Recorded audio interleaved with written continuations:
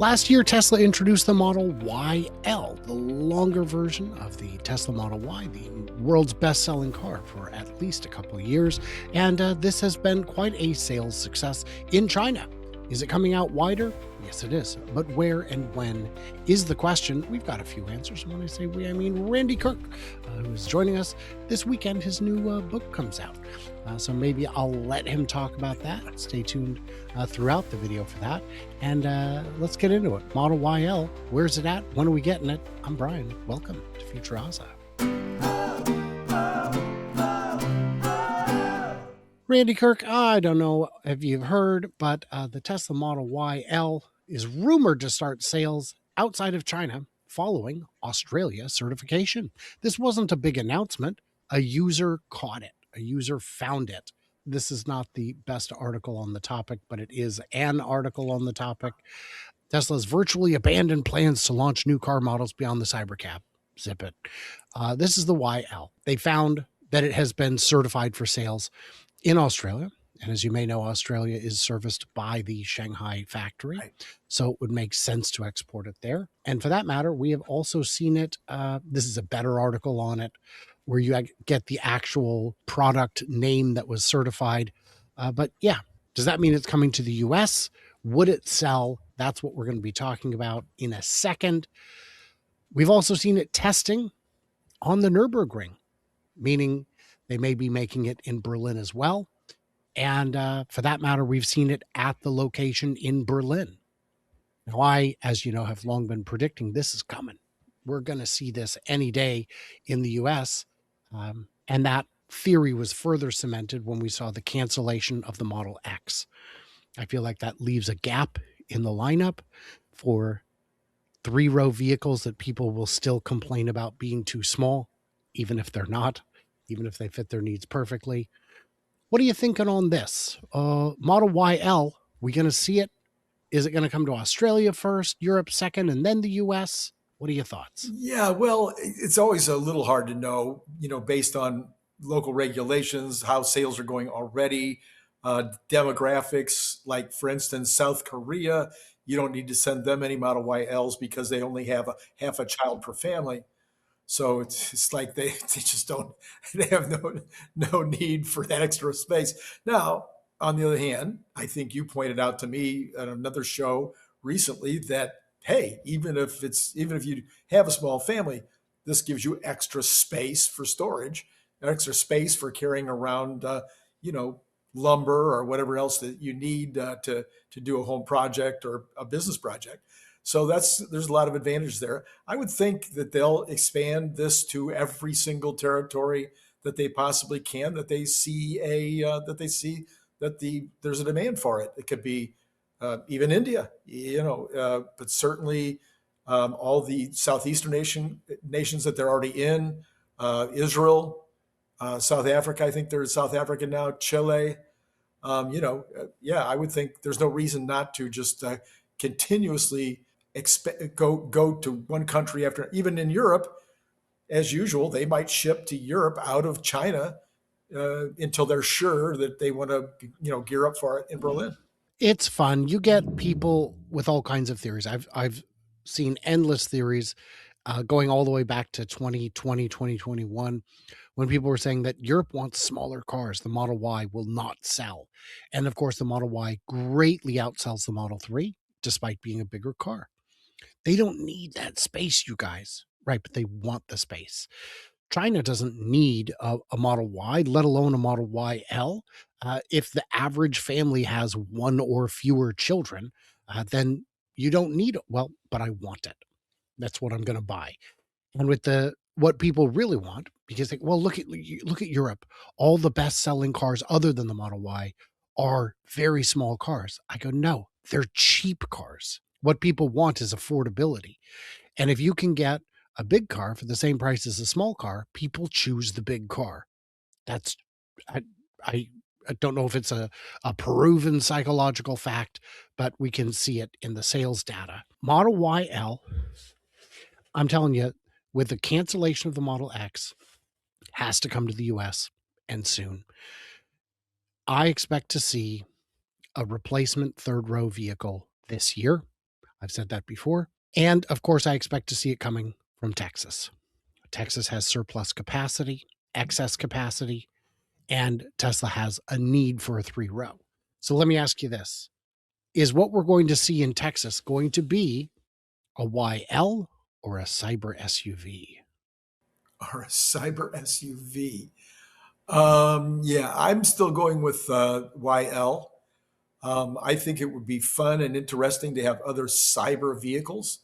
Um, I just have a feeling that at least the cyber vehicle, other than the truck, if it's going to stay in stainless steel, that it's too hard. It's too hard to make it look good with the sharp angles. Too hard to make it. Period. Apparently, that's just a guess. We talked on my show the other day that with the 4680 batteries, probably way lower in cost now. That may allow the Cybertruck to be at this low cost, and maybe this will really help it sell. But certainly up till now, the it's been a very big disappointment. Some people call it a failure as a product. No, it's the number one selling EV truck in the United States, but it is a failure to the extent that we thought it was going to be 250,000 units a year, and it's like 20,000 units a year. But maybe we get it down to 60 grand, and all of a sudden that changes everything. At 60,000, you unlock a lot of commercial customers that for whom 80,000 just didn't make sense. I do see a lot of people at both extremes of the economic spectrum, certainly economic literacy spectrum. Some saying, well, at 60,000, it's still not affordable. How dare you call it affordable? 30,000 is affordable, right? There are no $30,000 trucks. That's not a thing. Not this year. Those times have changed, Grandpa. But at the same time, people are buying trucks. The average truck price is over 60,000. Right, So right. these are now below the average. And I also see people say, well, why would I buy that one for just $20,000 more? I could buy the truck I actually want. And I say, good, please do. But know that for a lot of people, 60 is already the stretch. They can't stretch from 60 to 80. And if they could stretch from 80 to 100, 100 to 300. I mean, everybody has a dollar at which they break, and there are a lot more people who can buy it at 60 than 80. That's Mhm, just mhm, that's mhm. just reality. Right, And the things they cut only matter to some people. right. When we talked about the Model Y standard and 3 standard, we agreed that a lot of the things they cut aren't worth 5,000 to you or me. And if one of them is, just pay a third party to put it back in. If you want more speakers, do you know what kind of sound system you could add to your car for $5,000? A lot, a lot. Like a kidney rattling amount of sound is what you could add to your car. So I would agree with you on those points.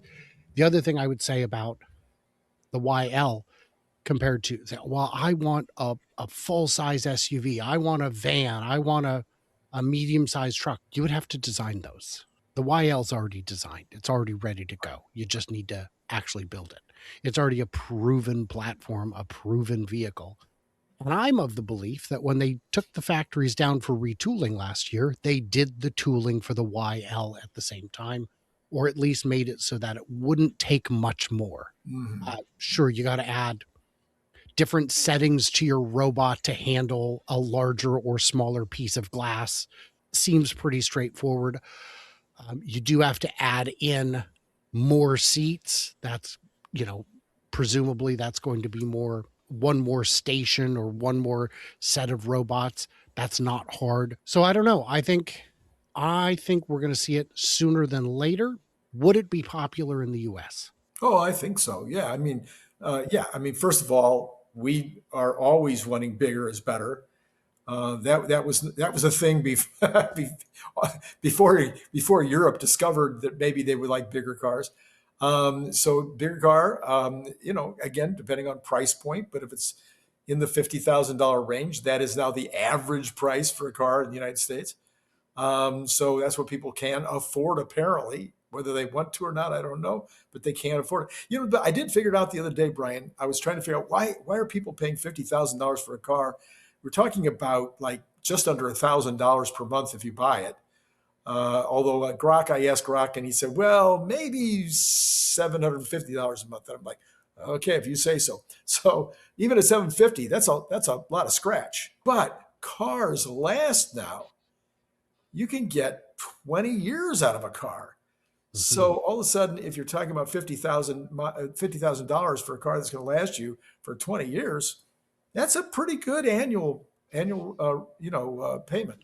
Yes, and it still has residual value at the end, which Yeah, you have yeah. to subtract from it. When $12. I don't have the number in front of me, but for the Nissan that I owned, I tracked my total lifetime cost of ownership, and Ah, I did pretty good because, I was able to sell it at the tail end of the supply crunch. So oh I yeah. paid like 16.5, I think, for it, and I sold it. My trade into Tesla was like 11. So I got a heck of a deal. But the costs that went into it between Yeah. brakes, tires, of course, you have to accept. Brakes, I don't know very many people who own an electric car who have replaced the brakes. I know people who've got I was talking with a gentleman at the car show at the auto show over the weekend who has 130,000 miles on his Nissan Leaf, and the brakes are still half good. Hmm. They're still at half of factory. Wow. Wow. Now, maybe take it in and make sure they're all oiled and working right, because at some point they're going to expire before you use them up. But if you're just tooling around town, not driving aggressively, a set of brakes will now last you a lifetime. And it's not the cost of the brakes that bother me. Definitely that annoys me. I don't want to spend hundreds or thousands on brakes. It's the time. Yeah. Yeah. It's if you work a 9 to 5, mechanics are also 9 to 5. How does that work? How am I supposed to deal with this? And I'll tell you, I have never gone in for a brake job where the guys didn't try and say, "Nope, you need the calipers and the rotors and all of it. It all needs to be replaced." And then you have your brother look at it because he knows stuff, and he looks at it and goes, "What are they talking about?" It's just dollar signs, man. They just see dollar signs. when we Shameless. when we were coming to the end of our last gas car, its life, it was 20 years old. It was a nice car, Lexus. But I figured every time that I took it to the repair shop, it was going to be $1,700. I just Mm, it's not mm. not 16.5, not 17. So they must have figured out that that was the sweet spot that people would be willing to pay. Absolutely ridiculous. By the way, in the comments, guys, what do you think of the YL and when it's coming? We're not done with the show. We've got a couple more things to discuss, but I did want to mention some of my upcoming things. The LA Diner, I'm going to be there April 18th. Tickets on sale, Tesla Club LA. That's a lot of fun. If you can't wait until April, hey, let's hang out in Chattanooga, chattanooga.charge.com.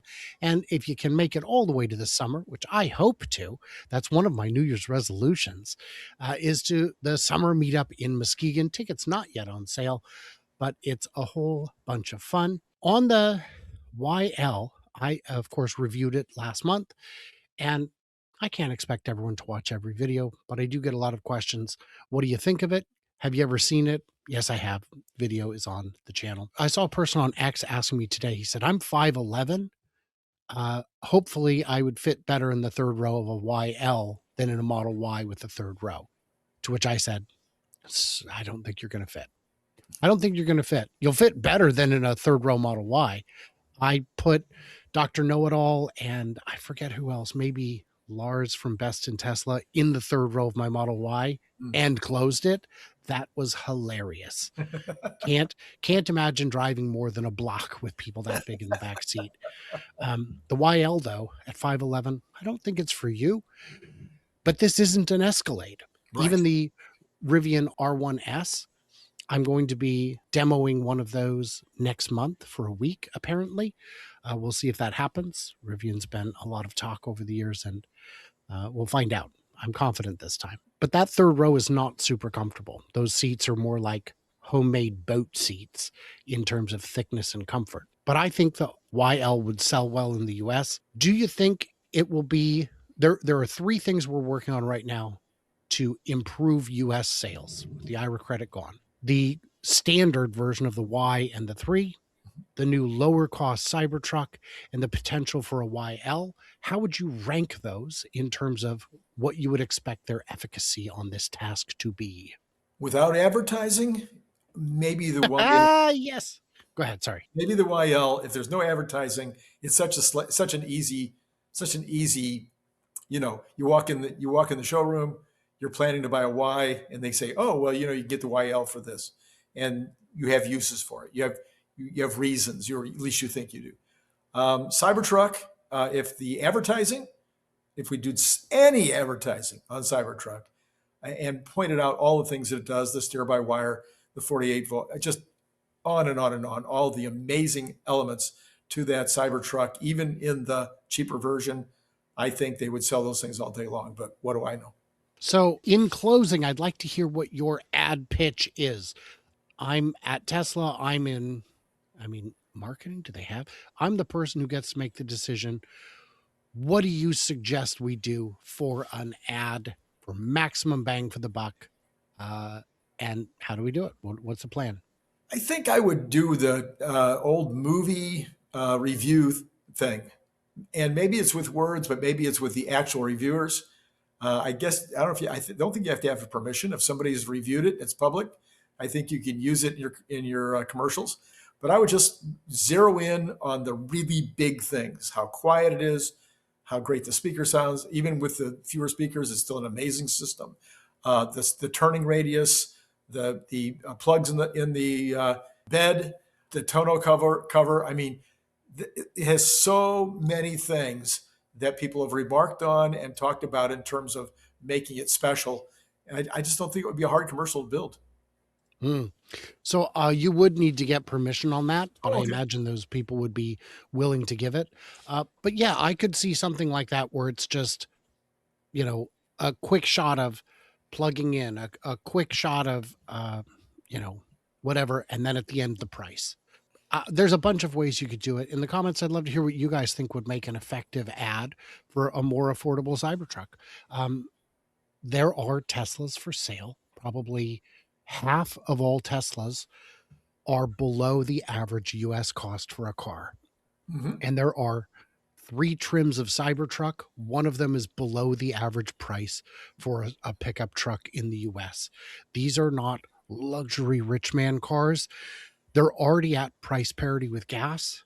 And unless you live in like Massachusetts, your home charging is going to be cheaper than gasoline, meaning on day one, you've already saved, you're already at even. As soon as you fuel up the first time, your savings begin. At 3 months, when you don't have to take a half day off work to get your Earl changed, you're saving more money and time, and so on. We've got 35,000 miles on one car, 13,000 on the other, and the only maintenance we've ever done is washer fluid, which means one of the cars is due for wiper blades, but they're still okay. They're still okay. So, guys in the comments, actually, no, that's not right. I got to let Randy tell us about the waning days. This video is published on Tuesday morning, Randy. So, what's going on this week? Give us your plug. Okay, so on Saturday, the book, it's called the Elon Musk Magic. It's the third in a series. We had the method, the mission, and now the magic. The magic, however, is a biography. It's written in colorful and exciting language. I had a little help on that from Grok because I'm not that colorful. Well, I just don't know how to write that as well as Grok does, and that colorful kind of stuff, like the beautiful sunrise. And, anyway, that book's coming out on Saturday, but I'm looking for people to join the launch team right now. If you'd like to do that, just go, I'm in, Randy. I will help you launch the book. The only thing you have to do to launch the book is to pay for one Kindle book later this week or early the next week, $2.99. But I'd like to hear from you that you're going to do it. That's Randy Kirk77 at Gmail. Works for me. Guys in the comments, what do we miss? What do we misunderstand? Leave it. Leave it. I beg of you. Everybody else, stay tuned, stay juicy. And I can't wait to hear from you, clever robots. On the bonus side, where Randy and I are going to talk about toasters. Sort of. A multi megawatt toaster is our topic. It went up yesterday. It's fascinating stuff.